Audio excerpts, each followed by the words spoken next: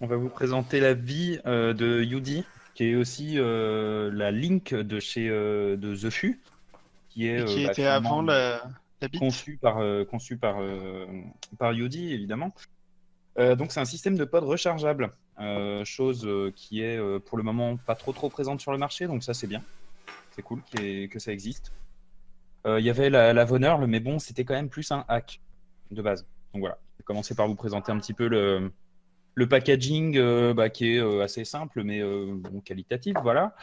Là, j'ouvre ma petite boîte, on a un petit truc en mousse, voilà, dedans donc on a la vie, ou la Link, comme vous voulez. On a 2 pots vides. Je souligne vide. En fait, ça sera à vous de les remplir. Donc, c'est vraiment quelque chose. C'est vraiment des pods remplissables et c'est pas un hack. Voilà. Ils arrivent vides et vous mettez ce que vous voulez dedans. On a un manuel multilingue, dont français. Ça, c'est une chose, c'est très bien. On a un câble micro USB, comme vous en avez probablement des milliers. On a un cache-poussière par pod. Ça aussi, c'est un petit peu intéressant. Je vais ouvrir mon deuxième pod en direct. Hop. Là, c'est un petit peu comme sur un médoc. Hop, on a ça. Hop. Donc ça, c'est le pod seul. On a le petit cache-poussière et on a cette partie-là, du coup, qui va servir au remplissage. Ça se verra mieux sur les photos. Hop, on met comme ça. Et ça, c'est le cache-poussière, finalement, qui va arriver ici. Et ça tient plutôt bien. Ça tient plutôt bien. Mm. Ça tient plutôt bien. Et quand on se sert du pod, le cache-poussière, on peut le remettre ici, comme un stylo. Voilà. Il est très demandé en boutique d'ailleurs d'avoir un petit embout Oui, protégé apparemment. la partie Effectivement. que tu mets dans la bouche, le drip tip ou embout du pod. Donc c'est vrai que c'est pas inutile de ne pas les jeter. Ouais, c'est une bonne idée. Mm. On va passer rapidement aux caractéristiques. Donc, on va faire ça rapidement. Donc, 111 mm de longueur, 18 mm de largeur, 7,5 mm d'épaisseur. C'est quelque chose d'assez compact, mais un peu plus long que les autres pods habituels. Pas de beaucoup. Elle fait 16 grammes. Mais Donc, aussi beaucoup plus fin. beaucoup plus fin, c'est ça, beaucoup plus fin. Plus compact, mais le plus fin. Donc, elle se sent moins dans une poche finalement. Elle fait 16 grammes. Donc, 16 grammes, ça fait de tous les pods que j'ai, c'est clairement le plus léger. Le deuxième étant le Codepod qui fait 22. Donc, ça fait quand même une belle différence.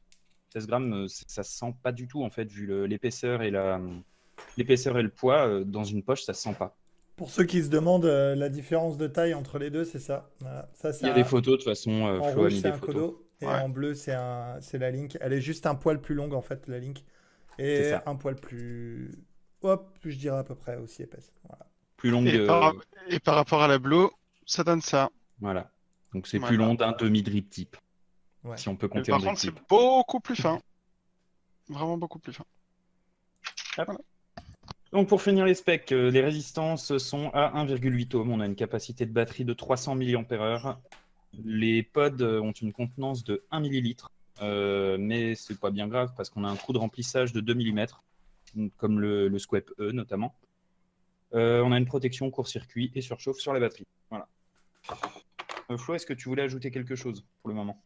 Non, pas du tout. J'ai rien à dire sur les specs techniques. Très bien. Mais Alors, c'est plutôt des bons choix. Enfin, un coil à 1,8 ohm pour un petit ouais. système de batterie, pour préserver l'autonomie et tout, c'est un bon choix en théorie. C'est ça, et ça produit une vapeur quand même relativement dense, ça marche bien. Globalement, Ouais. c'est bien. Ça C'est marche idéal, mieux je en trouve. 50-50, ça marche en 70-30, ce qui me surprend, mais c'est pas très savoureux à mon sens. Ouais. C'est un peu sécos, c'est mieux en 50-50. J'ai testé avec un juice The Barber de Capcaz, le SCC, qui est mon préféré. Ça marche bien, mais c'est pas goûtu comme une vape un peu plus aérienne. C'est par contre en 50-50, c'est absolument nickel, avec Ouais, des ouais. liquides assez fluides. Du type, moi j'ai utilisé qu'un pipeline blend en 18 mg parce que pour le coup il me faut beaucoup de nicotine pour ce genre de pod. Voilà. Bah, moi j'ai mis du NKV Red, je connais plutôt bien le liquide et c'est vrai que le rendu est très bien. J'ai rien à dire là-dessus. Pour un pod, c'est très bien. Ouais, C'est carrément. un poil en dessous, enfin c'est quand même plus qu'un poil quand même, c'est en dessous d'un reconstructible ou quoi, mais bon, on peut pas en demander non plus trop d'un pod, ça reste un truc à une douzaine de watts. On va Non, mais pas. c'est un système. En fait, moi, Ça je marche pense bien. que la plupart des vapoteurs avancés, ils expérimentent forcément un pod à un moment ou un autre parce que c'est un format qui est hyper surprenant en plus. Quand on aime bien parler de vape ou faire réagir, les gens se demandent toujours ce que c'est. Et quand ils nous voient avec nos gros trucs maintenant, ils Ça. ne s'attendent pas à ce que ce soit un truc pour qu'ils fassent de la vapeur. Et c'est vrai que c'est plutôt bluffant. Et encore une fois, c'est un moyen de parler de la vape facilement et de sortir de nos trucs un peu compliqués, ce genre de produit. Donc clairement, je vais dire des mots que normalement je laisse à Grex dans la vie, mais bon, la bite, c'est la vie, quoi. Et la vie, finalement, c'est pas mal dans la vie. Alors, Très sinon, philosophique la review ce soir. Très philosophique. l'autonomie de la batterie, je la trouve suffisante pour un pod. Flo Ah. trouvait peut-être que c'était un peu moyen quand même. Alors ouais, moi, j'ai pas une grande expérience des pods. C'est vrai que Adri en a une plus poussée Ouais, que moi, par exemple. j'aurai mon avis après. On fera de toute façon une revue. Ouais, après, c'est vraiment, enfin, on l'a remarqué avant, on va pas tout dévoiler ce soir, mais il y a quand même des différences en fait. Donc, du coup, on va garder une partie pour la semaine prochaine. Mais enfin, ouais, j'ai eu l'impression que la batterie était plus vite déchargée et que du coup, à partir du moment où elle commençait à faiblir, j'avais plus du tout envie de vaper avec ça. Mais plus du tout. C'est-à-dire, quand c'est bien chargé, clairement, ça me plaît. Pas moi.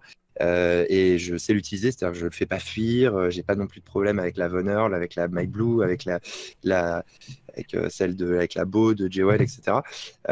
Mais ouais, j'ai trouvé l'autonomie peut-être un peu faible. Alors, on a regardé, c'est 300 mAh comme la plupart des pods, mais peut-être que la gestion, les choix de l'AQ versus le coil 1.8 sont pas au top de l'optimisation ou l'AQ un peu cheap, je sais pas, mais j'ai trouvé que ça se déchargeait vite et que très vite, du coup, tu avais plus l'envie de vaper dessus comme un méca pour moi. C'est-à-dire qu'un méca, quand ça descend en dessous de 3.9, j'arrive à 3.9, je le sens et j'ai plus envie en fait de vaper avec. Voilà. Sans que ça se décharge particulièrement vite, en fait, c'est que, enfin, pour ma part, mon expérience personnelle, c'est que on atteint vite un palier où il y aura quand même une production de vapeur un petit peu amoindrie et un hit du coup un peu amoindri. Mais moi, personnellement, ça m'a satisfait. Voilà. Mais je trouve toujours que c'est un super moyen d'accéder à la vape et je clairement. pense toujours que quand tu as ça et que tu es séduit par ça, et là tu peux avoir les moyens de vaper là-dessus puisque c'est remplissable, donc il n'y a pas le coût du pod, c'est en ça que c'est un produit vraiment intéressant. Mais je pense quand même que si tu es séduit par ça, tu en as plusieurs. Il y a le coût du pod dans le sens où sur les pods. le coût du pod en fait c'est le changement de résistance, c'est quoi. Ouais, c'est ça, c'est de racheter Donc, des pods. suivant le liquide que tu achètes, enfin que tu utilises, bon. Ça. Exactement. Après, ça peut te permettre d'avoir plusieurs pods pour changer les saveurs au long de la journée aussi. Vous avez Exactement ce que j'ai fait. Ou alors des taux de nicotine différents. Aussi. Mais bon, encore une fois, quand on a 4-5, et je connais même pas le prix de ce produit, mais il doit pas être très très cher, c'est quelque chose de super. Enfin, quelqu'un qui tourne avec 4 pods, ça va lui coûter quoi, 100 €, c'est le prix d'un setup correct, avec une box. Le truc que je trouve un peu bizarre et qui s'est perdu, c'est ce qu'on appelait les PCC à l'époque. Donc c'est les stations où tu docks en fait tes pods. Il y en a que un, il y a que Suorin. Il y a que Suorin qui l'a fait. Non, avec Beau. Ah oui, il y a Beau aussi. Beau le fait et depuis le début, et enfin très vite ils l'ont fait. Avant la mode des pods, ils avaient déjà le chargeur. Et ça, c'est franchement une très très très bonne idée. Alors ça marchait très bien sur la Suorin. Alors je sais plus comment elle s'appelle.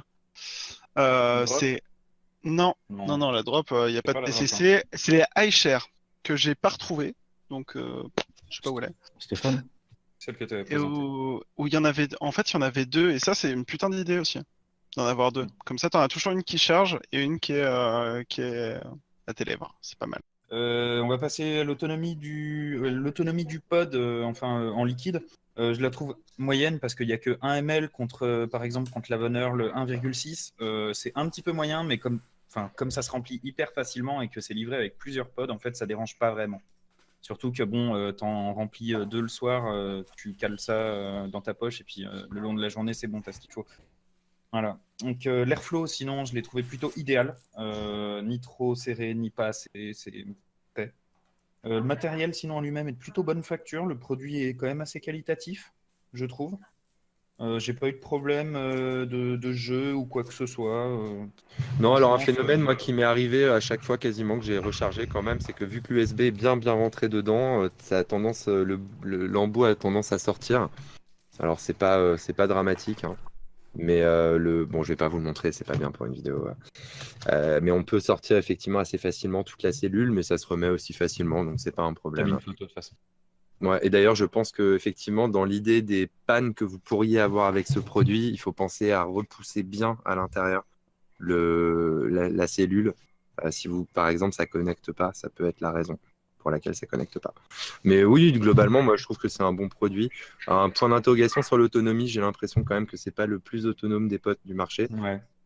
Mais j'ai trouvé ça cool. Et pour info, parce qu'on me demande sur le chat, c'est pas en vente chez Pipeline, mais c'est un produit que Yudi nous a envoyé. Et donc, on a accepté avec plaisir de la tester. Voilà. Voilà. Alors sinon, il est hyper simple d'utilisation, comme vous avez pu le constater sur les photos et sur éventuellement la petite vidéo si David l'a mise. Non. Enfin, il suffit. David, il s'amuse avec ses lunettes. J'ai mis 2 vidéos, c'est la 8.5 et 9.2. Bêtement, c'est hyper simple. Il suffit de décapuchonner le pod. On enlève le petit bout, la petite saloperie en silicone. Il y a 2 trous. On fourre l'embout de la bouteille de liquide. Terminé. Voilà. Après, il suffit de tout remettre en place et c'est terminé. Pareil, pour mettre en route, après, il suffit de fourrer le pot dedans. Arrête de dire fourrer, s'il te plaît. Ok, ça roule. Bon, on va cléter la review ici, de toute façon.